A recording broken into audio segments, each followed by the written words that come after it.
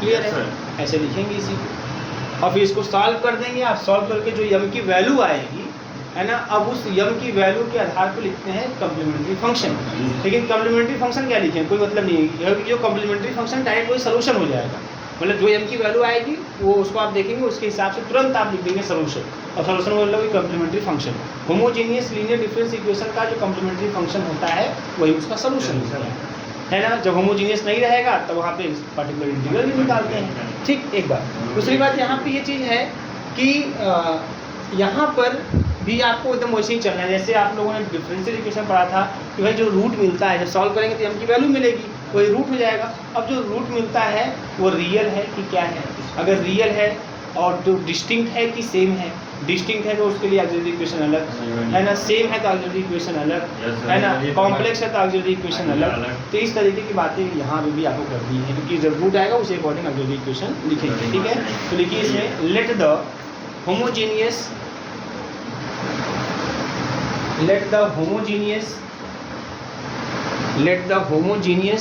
linear difference equation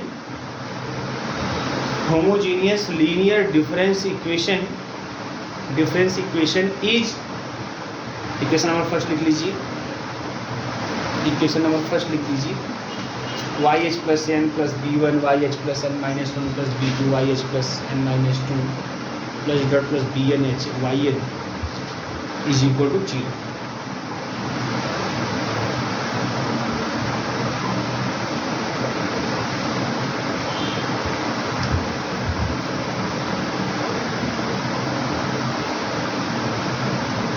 ठीक है, देखिए it's auxiliary equation is given by या given as is auxiliary equation is given as, ये auxiliary equation बन जाएगा इसका। ऐसे आपको ऑक्सिलरी इक्वेशन मिल जाएगा इस तरीके से।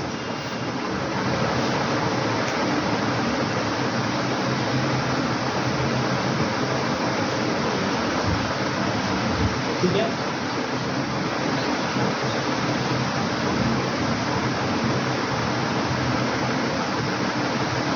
इस इक्वेशन नंबर 2 कर लीजिए, ऑक्सिलरी इक्वेशन दिया, इस इक्वेशन नंबर 2 कर लीजिए। अब इसमें लिखिए ऑन सॉल्विंग इक्वेशन 2, इक्वेशन 2 को सॉल्व करेंगे आप। On solving equation 2 we get the value of m, we get the value of m which is the root of the, we get the value of m which is the root of the, which is the root of the equation 2, which is the root of the equation 2। ठीक है, the following cases arises, the following cases arises, the following cases arises। ठीक है, देखिए number first, if roots are real and distinct,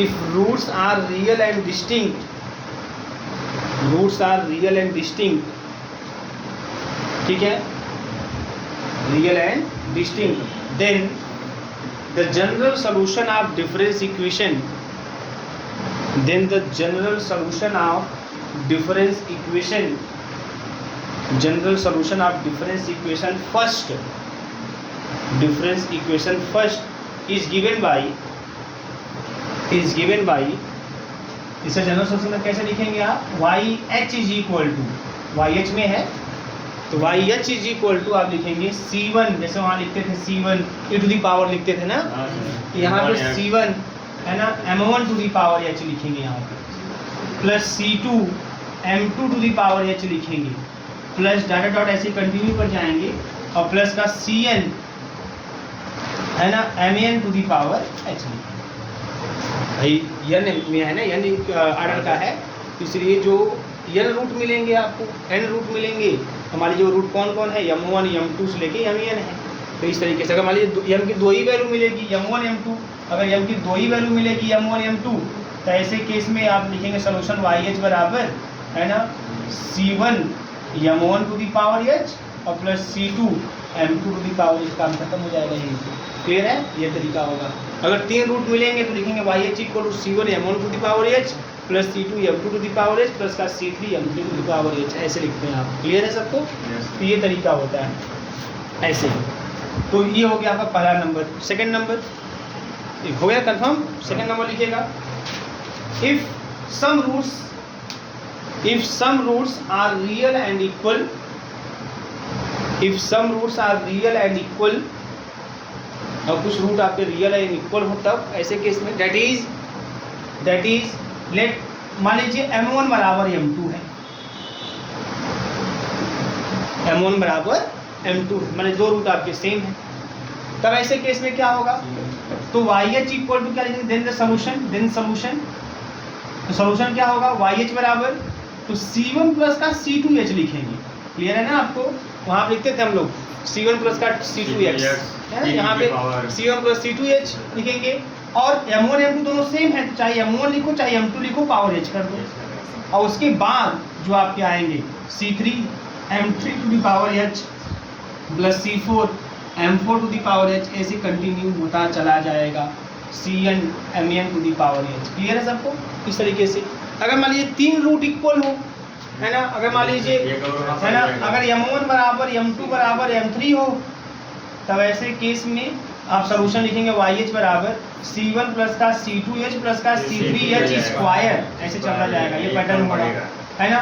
और तीनों चूंकि same है, तो चाहे M1 लिखो चाहे M2 चाहे M3 लिखो, मान लीजिए M1 ही लिखते हैं तो M1 to the power H, और आगे C4 से चालू होगा C4 M4 की पावर H, है ना, और प्लस ऐसे कंटिन्यू जाएगा, और CN MN की पावर H। ठीक है, ये तरीका होगा। समझ गए आप? ऐसे कोई रूट इक्वल कर लेंगे, कोई दिक्कत नहीं आएगी।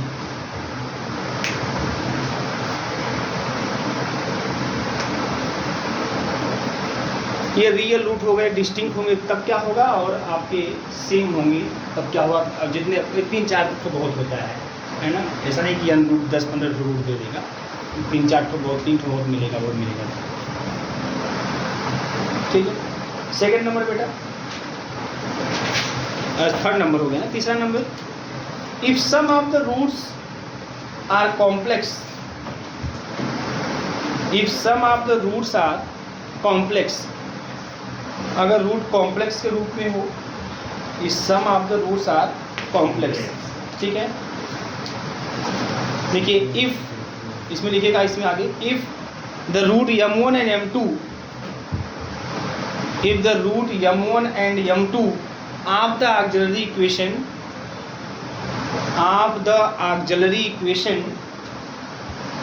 हो गया आर कॉम्प्लेक्स कॉन्जुगेट, जब दो रूट उससे क्या हो, कॉम्प्लेक्स कॉन्जुगेट के रूप में हो, are complex conjugate then complex conjugate, then the solution of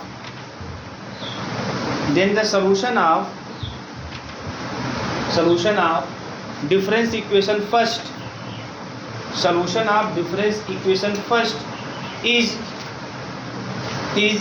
given as, solution of difference equation first is given as, तब केस में क्या लिखेंगे आप, given as YH is equal to rho to the power H, ठीक है, rho to the power H, और C1 cos, है ना, M to the power H ना, M1 to the power H plus C2 cos, है ना, theta के रूप में लिखते हैं, थीटा के रूप में लिखते होंगे, एक मिनट, हाँ theta, hyperbolic theta, cos hyperbolic theta, hyperbolic मतलब वो H है, H थीटा बोली आप, पावर है ना, पावर है वो है एक्चुअल में यहाँ पे, और C2 साइन, है ना, H थीटा, ऐसे लिखते हैं। और जो आगे के जो टर्म होंगे, ये तो शुरू के दो के लिए हो गए, ये शुरू के दो के लिए, आगे के जो टर्म होंगे, है ना, वो आपका वैसे ही होगा C3 M3 to the power H, है ना, ये कंटिन्यू चलता जाएगा, MN टू दी पावर, ऐसे चलता जाएगा। ठीक है, इस तरीके से ये कंटिन्यू ऐसे चलता जाएगा। अच्छा, ये रो समझ में कहाँ से आ गया? मान लीजिए दो, मैंने बोला आपसे कि दो रूट, मैंने बोला दो रूट आपके मान लीजिए कॉम्प्लेक्स कॉन्जुगेट के रूप में है, तो जो रूट कॉम्प्लेक्स कॉन्जुगेट के रूप में होंगे वो समथिंग x प्लस आई वाई के रूप के होंगे, है ना, एक होगा x प्लस आई वाई, दूसरा होगा x माइनस आई वाई, है ना, कुछ इस रूप के होंगे। अब इसको जब पोलर फॉर्म में आप कन्वर्ट करोगे, पोलर फॉर्म में, तो किस फॉर्म में आता है, आर है ना, आर कॉस थीटा और प्लस का आई साइन थीटा। तो जब इसी को पोलर फॉर्म करो तो आपको मिलेगा r cos plus minus i sine theta, plus minus. तो यहाँ आर के स्थान पे रो, आर के स्थान पे रो। तो आप जब ऐसे फॉर्म में आएगा तो उसे पोलर फॉर्म में ऐसे कन्वर्ट करके तो रो जो मिलेगा वही रो यहाँ लिखेंगे आप, मतलब आर, ये रो मतलब क्या है एक्चुअल में आर, ठीक है ना, इस तरीके से। तो अगर यहीं पे अगर सेम हो जाए, आगे लिखिएगा यहाँ पे नेक्स्ट नंबर मॉडुलस लेंगे ना वही, हाँ वही मॉडुलस आर, आर वही तो है, रूट में x square plus y square, वही तो आर है, ठीक है। नेक्स्ट नंबर लिखिएगा, if some complex roots are repeated, if some complex roots are repeated, then the term corresponding to these root, then the term corresponding to these root in the general solution is, these root in general solution is, in general solution is, तब आपका ऐसा हो जाएगा YH is equal to rho to the power H और C1 plus C2H हो जाएगा, और कास hyperbolic theta, और फिर C3 प्लस C4H हो जाएगा साइन हाइपरबोलिक थीटा। चार रूट भाई अगर सेम हो जाएंगे तो दोनों चार हो जाएगा ना, यहाँ पे दो कॉम्प्लेक्स कॉन्जुगेट रूट दोनों सेम हो जाएंगे, मतलब वही चार रूट हो जाएंगे। तब ऐसे आप कर देंगे इस तरीके से। अगर तीन रूट सेम हो जाएगा तो C1 plus C2H plus C3H square हो जाएगा, ठीक है, यही कहानी होगी, इसी को हम लोग इसको करते हैं। ये तो हो गया आपका, जब होमोजीनियस होगा तब आप CF निकालेंगे, वही CF ही हमारा सॉल्यूशन हो जाएगा, जब होमोजीनियस होगा तब, ठीक है। चलिएगा इसमें लिखिएगा आगे नेक्स्ट, ठीक है, हेडिंग करिए particular solution of the complete difference equation, ये सब जान लीजिए। Particular equation, particular solution of the complete difference equation, particular solution of the complete difference equation, of the complete difference equation, क्या भाई master, of the complete difference equation, ठीक है। अब particular solution क्या है, what is the particular solution of complete difference equation. तो particular की बात कब आती है बेटा, जो आपने फंक्शन लिया है fh ना, जो फंक्शन आपने fh लिया है, if fh is not equal to 0, अगर fh 0 के बराबर ना हो, है ना, अभी fh 0 था तो होमोजीनियस हो गया, होमोजीनियस में खाली आप निकालेंगे CF, काम खत्म। अगर fh 0 ना हो देन वी फाइंड, तब हम फाइंड करते हैं पर्टिकुलर इंटीग्रल, ठीक है, पर्टिकुलर इंटीग्रल फाइंड कर। यहाँ पर पर्टिकुलर इंटीग्रल फाइंड करने के दो नियम हैं, एक तो जो डिफरेंशियल इक्वेशन में आपने पढ़ा हुआ है तो उसी तरीके से कि e के पावर h है तब क्या करेंगे, तब वही फाई जो फंक्शन आपका है उसी में e के पावर जो रहता है वही रख देते हैं वहीं पे, है ना। तो ये सब साइन AH या कास BH ऐसा कुछ हो, साइन AX कास AX हो तो ये भी रख देते हैं, फाई माइनस का A स्क्वायर माइनस का B स्क्वायर, जो आप वहाँ पर वैसे ही चलेगा। और एक नियम यहाँ पर है कि यहाँ पर हम ट्रायल सोल्यूशन लेके करते हैं, ऐसे RH जो हमारा FH है ना, वो जिस तरह का फंक्शन होगा, है ना, अगर मान लीजिए वो e के पावर h टाइप का फंक्शन है, उसका ट्रायल सोल्यूशन अलग मानेंगे, ट्रायल सोल्यूशन अपने से मान लेंगे, लेट करेंगे, उस पर सॉल्व करें। दो तरीका होगा सॉल्व करने का, एक with the help of trial solution और दूसरा है ना डायरेक्ट जो मेथड ऑफ डिफरेंशियल में पढ़े उस तरीके से, ठीक है। तो पहले के लिए पहला जो मैं बता रहा हूँ उसमें आप कॉलम बना लीजिए, ऐसे कॉलम बना लीजिए, और एक कॉलम लिख दीजिए FH कि हमारा FH कैसा होगा, और दूसरे लिख दीजिए ट्रायल सोल्यूशन, ठीक है।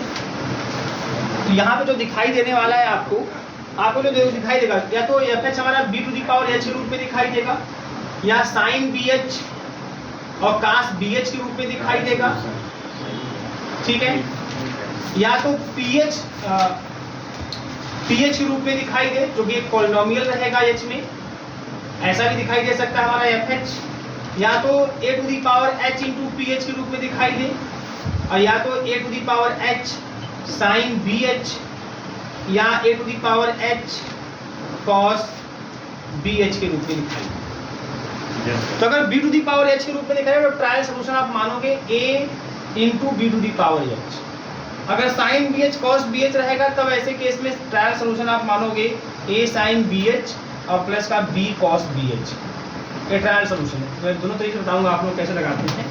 अगर पी एच पॉलिनोमियल रहेगा, जितने डिग्री का पॉलिनोमियल रहेगा उतने डिग्री का आप इस तरीके से एक इक्वेशन आप ट्रायल सोल्यूशन के रूप में लिख कर लेंगे, ए टू एच स्क्वायर और plus dot dot plus a n h to the power N.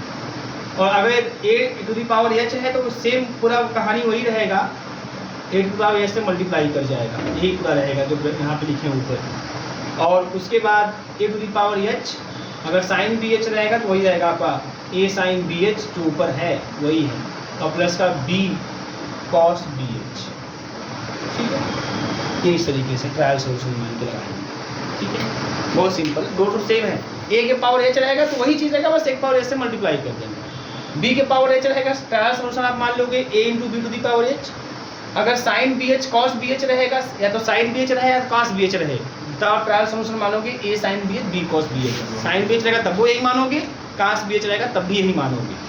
अगर उसी के साथ ए की पावर एच का मल्टीप्लिकेशन हो जाएगा तो ट्रायल सोल्यूशन वही मानोगे, बस ए टू दी पावर एच से मल्टीप्लाई करके मानोगे। और अगर मान लीजिए कोई पॉलिनोमियल रहेगा तो आप इस तरह से A zero plus A one H plus A two H करके उतने डिग्री का एक पॉलिनोमियल आप ट्रायल सोल्यूशन भी मानोगे। अगर ए के पावर एच से मल्टीप्लाई करके रहेगा हमारा एफ एच, तब उसी से मल्टीप्लाई करके मानोगे। ठीक है, ये तरीका होगा ट्रायल सोल्यूशन का।